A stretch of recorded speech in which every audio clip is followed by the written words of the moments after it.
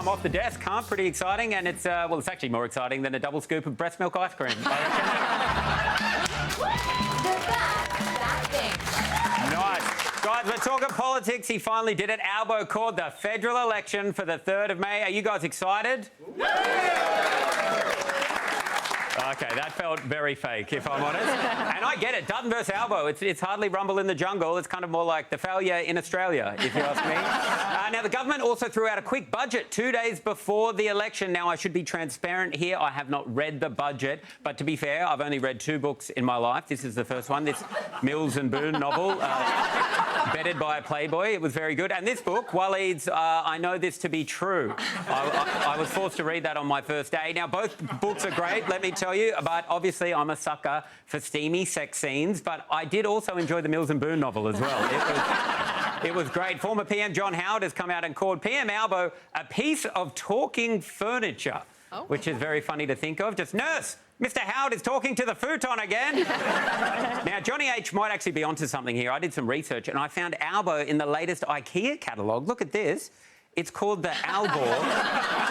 Now, it looks great, doesn't it? Now, I got one, I tested it out. It does lean a little to the left, and if you put any pressure on it, it just folds immediately. It's crazy. And you do not want to know where they insert the Allen key, let me tell you. That is, yeah, very saucy. Albo also confirmed that he's invited Donald Trump to visit Australia. I think this is good diplomacy, I really do. This should be our foreign policy. It's like, surely he'll scrap the tariffs once he sees our big pineapple. It's a great idea. They could expand it. They could hit the links at Clive's Dinosaur Park. That'd be fun. They could get down to Surfers Paradise with Tom Tate. That's a real party atmosphere there. And show off some of our great political history at Engadine McDonald's. I think. Also, fingers crossed, they give him some floaties and he can boogie board down at Harold Holt Beach as well. That would be a real nice memory. This week, Canberra, guys, the one thing people couldn't stop talking about was this. Rotten, stinking extinction salmon.